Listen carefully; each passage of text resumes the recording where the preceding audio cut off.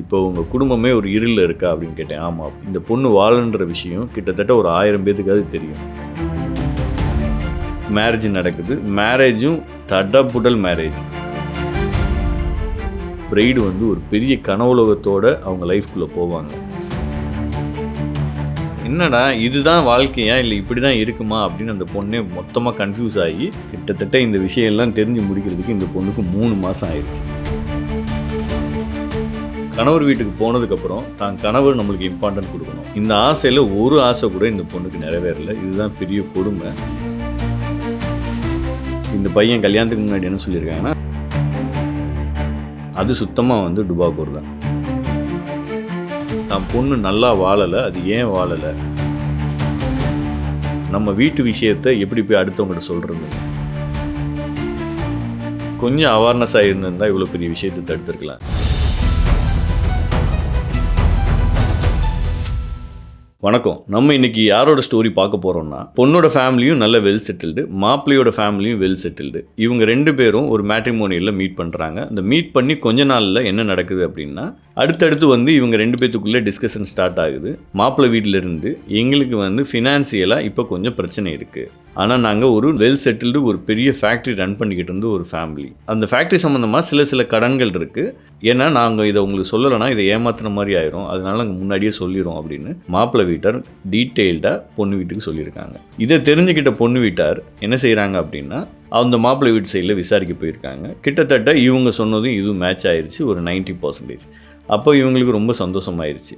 சரி, okay, family ரொம்ப ஒழுக்கமாக பேசுகிறாங்க, உண்மையாக பேசுகிறாங்க, வசதி தான் இல்லை, இவங்க வசதியான ஆள், அதனால ஓரளவுக்கு இப்போதைக்கு ஃபேமிலி ரன் பண்ணுற அளவுக்கு அவங்களுக்கு இன்கம் வருது, அதனால இந்த ஃபேமிலி ரன் பண்ணுறதுக்கு இது போதும் அப்படின்னு சொல்லி இவங்க முடிவு பண்ணிட்டாங்க. இதுக்கு ஊடால இந்த பையன் வந்து இந்த பொண்ணுகிட்ட என்ன கேட்டுருக்காருன்னா, இந்த மாதிரி எனக்கு வந்து ஒரு ஃபோன் வாங்கணும் அப்படின்னு இவர் ஒரு சிம்பத்தியாக பேசியிருக்காரு. இந்த பொண்ணு என்ன யோசிக்குது அப்படின்னா, நம்மகிட்ட கேட்குறாரு, நம்ம அரேஞ்ச் பண்ணி கொடுக்கணும்னு சொல்லிட்டு இதோட வருமானத்தில் இருந்து வீட்டுக்கு ஹைட் பண்ணி அவருக்கு ஒரு ஃபோன் ப்ரெசென்ட் பண்ணுறாங்க. ஸோ இது என்ன ஒரு ப்ரௌடாக ஃபீல் ஆகுதுன்னா, பரவாயில்ல, நம்மளை நம்பி நம்மளையும் மதித்து நம்மகிட்ட கேட்குறாரு, நம்மகிட்ட உண்மையாக இருக்காரு அப்படின்னு இந்த பொண்ணுக்கு வந்து ரொம்ப பிடிச்சிருக்கு அவரை.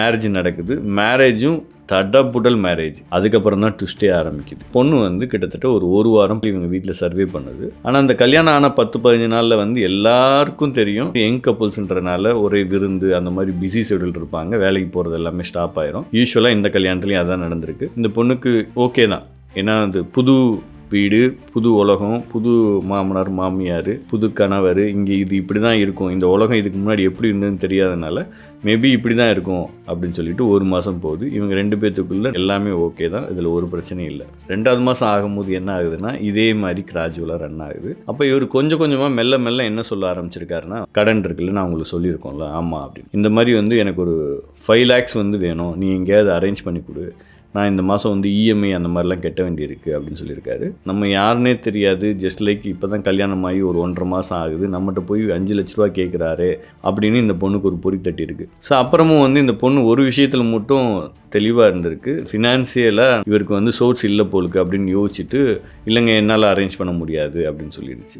ஸோ அப்புறம் வந்து பார்த்தா இந்த வீட்டுக்குள்ளே இருக்கிற போது அந்த சர்வெண்ட்டு இவங்க எல்லாத்துட்டையும் இந்த பொண்ணு கொஞ்சம் கொஞ்சமாக பேச ஆரம்பிக்கும் போது, அவங்க சொந்தக்காரங்க எல்லாம் கொஞ்சம் கொஞ்சமாக பேச ஆரம்பிக்கும் போது தான் தெரியுது, இவங்களோட ஃபேக்ட்ரியில் இவங்களுக்கு லாஸ் ஆனது கிட்டத்தட்ட 2 கோடி கிடையாது, 20 கோடி ரூபாய்க்கு மேலே. இந்த பையனும் இதில் சம்மந்தமாக இருக்காங்க.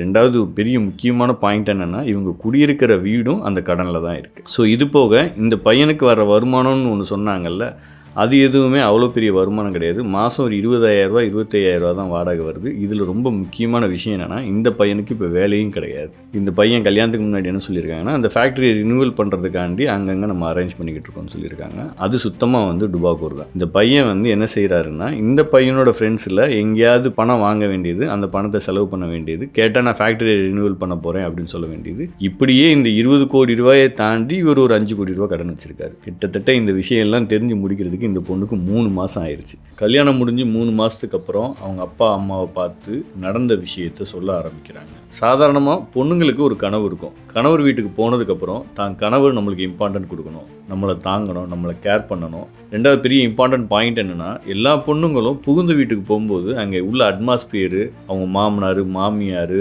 அவங்க சொந்தக்காரங்க, இவங்க எல்லாரோட குணமும் தெரியாது. அதனால அந்த கணவர் சப்போர்ட் பண்ணி இவங்களுக்கு ஸ்டாண்டாக நிற்கணும் அப்படின்னு. ஆனால் அங்கே எல்லாமே தலைகீழாக மாறி இருக்கு. கொஞ்சம் யோசிச்சு பார்க்கலாம். ஒரு பொண்ணு நம்மளை நம்பி வந்து இங்கே நம்ம வீட்டில் வந்து வாழுது. அந்த பொண்ணுக்கும் தேவையான ஒரு சில ஆசைகள் இருக்கும். இந்த ஆசையில் ஒரு ஆசை கூட இந்த பொண்ணுக்கு நிறைவேறல. இதுதான் பெரிய கொடுமை. இந்த பொண்ணுக்கு ஒன்றுமே புரியல. என்னடா இதுதான் வாழ்க்கையா இல்லை இப்படி தான் இருக்குமா அப்படின்னு அந்த பொண்ணே மொத்தமாக கன்ஃபியூஸ் ஆகி இந்த பொண்ணுக்கு நடந்த விஷயத்தெல்லாம் இவங்க அப்பாட்டையும் அம்மாட்டையும் ஷேர் பண்ணும்போது தான் இவங்க அப்பா அம்மாவுக்கு ஒரு விஷயம் புரியுது. தான் பொண்ணு நல்லா வாழலை, அது ஏன் வாழலை அப்படின்ற ரிசர்ச்சை ஸ்டார்ட் பண்ணுறாங்க. இப்போ தான் நம்மளை கண்டுபிடிக்கிறாங்க. ஸோ நம்மளை கண்டுபிடிச்சி இந்த மாதிரி விஷயத்த சொல்கிறாங்க. நம்ம ஒரே ஒரு வார்த்தை தான் சொல்கிறோம், எதுக்கு இந்த ப்ரொஃபைலை செலக்ட் பண்ணீங்க அப்படின்னு ஒரு காரணம் சொல்லுங்கள். ஏன் அதை கேட்குறேன் அப்படின்னா, இவங்க தான் கடன் இருக்குன்னு உங்களுக்கு சொல்லியிருக்காங்களா, அதை தாண்டி ஏன் இவங்களை செலக்ட் பண்ணுறீங்க அப்படின்னு நான் கேட்டேன். கடன் இருந்தால் செலக்ட் பண்ணக்கூடாதுன்னு இல்லை, அளவுக்கு மீறின கடன் இருந்துச்சுன்னா செலக்ட் பண்ணக்கூடாது. அப்படி ஒரு இடத்துல நீங்கள் நல்ல பொசிஷனில் இருக்கும்போது ஏன் போய் கொடுக்குறீங்க அப்படின்னு கேட்டேன். அதுக்கு அவர் ஒன்றே ஒன்று தான் சொன்னார், சார் அவங்க தான் வந்து உண்மையை ஒத்துக்கிட்டாங்க, கடன் இருக்குன்னு சொல்லி 2 கோடி ரூபா இருக்குது, அதுவும் இல்லாமல் அந்த கடனுக்கு எனக்கு எந்த சம்மந்தம் இல்லை அப்படின்னு சொல்லிட்டாங்க அப்படின்னு. சரிங்க சார், இப்போ என்ன பிரச்சனை நடந்துகிட்டு இருக்குன்னு கேட்டேன். கிட்டத்தட்ட 20 கோடி ரூபா கடன் இருக்கிறத என் பொண்ணு சொல்கிறா. அதெல்லாம் ரிசர்ச் பண்ணணும். நான் சொன்னேன், ரிசர்ச் பண்ணி 20 கோடி இருந்துச்சுன்னா நீங்கள் என்ன செய்வீங்கன்னு கேட்டேன். அவர் சொன்னார், 20 கோடி ரூபா இருந்துச்சுன்னா ஒன்றுமே செய்ய முடியாது சார், நாங்கள் டிவோர்ஸ் தான் வாங்கணும் அப்படின்னு. ஒருத்தர் வந்து கடன் இருக்குன்னு சொன்னதுனால அந்த கடன் இல்லாமல் போயிடுமா அப்படின்னு. இல்லை சார், எங்களுக்கு இந்த அளவுக்கு யோசிக்கிற திறமை அன்னைக்கு இல்லை அப்படின்னாரு. நீங்கள் யோசிச்சிங்களோ யோசிக்கலையோ ஒரே ஒரு விஷயத்தில் நீங்கள் கவனக்குறைவாக இருந்துட்டீங்க. அது எதில் அப்படின்னா, இந்த மாப்பிள்ளையை பற்றி விசாரிக்கிறது இல்லை. ப்ராப்பராக நீங்கள் இதை விசாரிச்சிருந்தீங்கன்னா அன்றைக்கே இதை வேணான்னு சொல்லியிருக்கலாம் அப்படின்னு சொன்னேன். இவர் வேணுமா வேணாமா, இவர் டிவோர்ஸ் பண்ணுமா சரி பண்ணுமா, இதெல்லாம் ஒரு ஓரமாக இருக்கட்டும். இப்போது உங்கள் குடும்பம் என்ன நிலைமையில் இருக்குன்னு யோசிச்சு பார்த்தீங்களா? கிட்டத்தட்ட உங்கள் பொண்ணுக்கு 26 வயசாகுது. 26 வருஷமாக உங்கள் குடும்பத்தில் இந்த மாதிரி ஒரு இருள் சூழ்ந்த மாதிரி நீங்கள் ஃபீல் பண்ணியிருக்கவே மாட்டீங்க. இப்போ உங்கள் குடும்பமே ஒரு இருளில் இருக்கா அப்படின்னு கேட்டேன். ஆமாம் அப்படின்னு. இதிலேருந்து நீங்கள் மீளணும் அப்படின்னா 2 ஆப்ஷன் தான். அவருக்கு என்ன கடன் இருக்கோ அதை நீங்கள் உங்கள் சொத்தை கொடுத்து அதை அடைச்சி அவரை வாழ வைங்க. ஒன்று. இல்லை அப்படின்னா லீகலாக நீங்கள் நோட்டீஸ் வாங்கிட்டு நீங்கள் டிவோர்ஸ் வாங்கிட்டு வெளியில் போங்க. இதை தவிர வேறு ஆப்ஷனே கிடையாது சார் அப்படின்னு. இல்லை இதை ரிசர்ச் பண்ணி கொடுங்க சார் அப்படின்னாரு. ரிசர்ச் பண்ணி கொடுத்தோம். சேம் நம்ம என்ன சொன்னோமோ அதே தான் அங்கேயும் வந்துச்சு. இப்போ அந்த பொண்ணு டிவோர்ஸ்க்கு ரெடி ஆயிடுச்சு. எனக்கு ஒரே ஒரு விஷயம் மட்டும் புரியவே இல்லை. இந்த உலகத்தில் எவ்வளோ டெக்னாலஜி இம்ப்ரூவ் ஆயிடுச்சு. இந்த இம்ப்ரூவ் ஆன காலத்துலேயும் இன்னும் ஆதி காலத்து ஆள் மாதிரி இல்லை நாங்கள் பார்த்துட்டோன்னா சரியாக வரும்னு சொல்கிறதுல எந்த விதத்தில் நியாயம்? அப்படி சொல்லி இந்த பொண்ணை கல்யாணம் பண்ணி வச்சு இவ்வளோ பெரிய விஷயத்த நம்ம பண்ணணுமா? கொஞ்சம் அவேர்னஸாக இருந்திருந்தால் இவ்வளோ பெரிய விஷயத்தை தடுத்துருக்கலாம். சிம்பிள் தான். இந்த கல்யாணத்துக்கு இவ்வளோ செலவு பண்ணதுக்கு ப்ராப்பராக ஒரு இன்வெஸ்டிகேஷன் வச்சிருக்கலாம்ல அப்படின்னு நான் ஒரு கேள்வி எழுப்பினேன். அவர் அதுக்கு ஒரு பதில் சொன்னார். எங்கள் குடும்பத்தோட விஷயத்தை போய் இன்னொருத்தர்கிட்ட சொன்னால் அது எங்களுக்கு கொஞ்சம் கௌரவ குறைச்சலாக இருக்குன்ற எண்ணத்தில் சொல்லாமல் விட்டுட்டோம் அப்படின்னு. இப்போ என்ன நடக்குதுன்னு தெரியுதான்னு கேட்டேன். இப்போயும் எங்கள் குடும்ப சூழ்நிலையை சொல்கிறதுக்கு தான் வந்திருக்கோம் அப்படின்னு. நல்ல ஒரு விஷயம் புரிஞ்சு பாருங்கள். இப்போ நீங்கள் என்கிட்ட மட்டும் சொல்லலை, இந்த விஷயத்தை இதுவரையும் யார்கிட்டலாம் சொல்லியிருப்பீங்க அப்படின்னு. இந்த விஷயத்த நிறையா பேர்த்திட்ட சொல்லியிருப்பீங்க. ஆனால் நிறையா பேரும் உங்கள் கதையை கேட்டுட்டு நீங்கள் போன உடனே உங்களை கோமாளி மாதிரி தான் பார்ப்பாங்க. இதெல்லாம் தவிர்க்கணுன்னா கரெக்டான ஆளை நீங்கள் செலக்ட் பண்ணி அன்றைக்கே இன்வெஸ்டிகேஷன் முடிச்சிருந்தீங்கன்னா இந்த ப்ரொஃபைலோட விவரத்தை நாங்களே டீட்டெயில்டாக உங்களுக்கு சொல்லியிருப்போம். நாங்கள் வேணான்னு சொல்லணும்னு அவசியம் இல்லை, நீங்களே வேணான்னு சொல்லியிருப்பீங்க. இந்த விஷயத்தை நீங்கள் மிஸ் பண்ணிட்டீங்க. 2 ஆப்ஷன் தான். மனசை தைரியப்படுத்திக்கோங்க. ஒன்று அந்த கடன் அடைங்க, இல்லைன்னா நோட்டீஸ் போட்டு வெளியில் போயிருங்க அப்படின்னு. அப்புறம் இன்னொரு கேள்வி கேட்டாங்க. இல்லை சார், இது மாதிரி நஷ்டஈடு வாங்க முடியுமா அவர்கிட்ட? கல்யாணத்துக்கு நாங்கள் கிட்டத்தட்ட வந்து ஒரு 1.5 கோடி ரூபா கிட்ட செலவு பண்ணியிருக்கோம், நஷ்டஈடு வாங்க முடியுமான்னு கேட்டார். 20 கோடி ரூபா கடன் கட்ட முடியாமல் தான் அந்த குடும்பமே லாஸில் இருக்குது. நீங்கள் 1.5 கோடி ரூபா கேட்டு கேஸ் போட்டிங்கன்னா 21 கோடி ரூபாயாக இருக்கும். உங்களுக்கு காசு வருமா வராதான்னு தெரியாது, ஆனால் பிள்ளையோட வாழ்க்கை முக்கியம். அது நடக்கிறதுக்கு இன்னும் ஒரு 5 வருஷம் கூட ஆகலாம். அது வரையும் பாப்பாவை 31 வயசு வரையும் நீங்கள் கல்யாணம் பண்ணாமல் வச்சுருக்கிறது ரொம்ப தப்பு. காடு வந்து உங்களை பெரிய லெவலில் பாதிக்காமல் உங்களை ப்ரொடெக்ட் பண்ணியிருக்காரு அப்படின்னு. என்ன சார் அப்படின்னு கேட்டார். உங்கள் பொண்ணு உங்கள் பொண்ணாக திருப்பி வந்துடுச்சு 100 நாளில். அந்த வீட்டு வாரிசை தூக்கிட்டு வந்திருந்தா இப்போ நீங்கள் இந்த நோட்டீஸ் போட்டு டிவோர்ஸ் வாங்கிட்டு வெளியில் போயிட்டு நிம்மதியாக ஒரு 6 மாதமோ 1 வருஷமோ கழிச்சிட்டு இன்னொரு மேரேஜ் ப்ரொஃபைலை வெரிஃபிகேஷன் பண்ணிவிட்டு மேரேஜ் பண்ணுவீங்கல்ல, இந்த விஷயம் அப்போ நடந்திருக்காது. எங்கிட்டே லீகல் டீம் இருக்குது, அதையும் யூஸ் பண்ணிக்கோங்க. எங்கள் லீகல் டீமு இதை ரொம்ப ஃபாஸ்ட்டாக எவ்வளோ பண்ண முடியுமோ பண்ணி இதை உங்களுக்கு முடிச்சு தருவாங்கன்னு சொன்னோம். அவர் கடைசியாக ஒரு வார்த்தை சொன்னார். சார், எனக்கு இன்னொரு பையன் இருக்கான், அவனுக்கும் வந்து மேரேஜ் பண்ணணும், அந்த மேரேஜ் ப்ரொஃபைலில் நான் கொண்டு வரேன், கண்டிப்பாக நீங்கள் வெரிஃபிகேஷன் பண்ணி கொடுங்கன்னு சொன்னார். இந்த வேலையை ஒரு 4 மாதத்துக்கு முன்னாடி என்கிட்ட கொடுத்துருந்தா இந்த பொண்ணோட வாழ்க்கையாவது மிச்சமாக இருக்கும் அப்படின்னு யோசிச்சுக்கிட்டு இருந்தேன். ஆனால் அவர்கிட்ட சொல்லலை. இதெல்லாம் ஒரு பக்கம் இருந்தாலும் ஒரே ஒரு விஷயந்தான், நீங்கள் மாப்பிள்ளை வீட்டில் போய் மாப்பிள்ளை பார்க்குறீங்க, அவங்கள்ட்ட பேசுகிறாங்க, அவங்க உங்கள்கிட்ட உண்மை சொல்கிறாங்க, பொய் சொல்கிறாங்க, இதெல்லாம் ஒரு ஓரத்தில் வச்சுருங்க.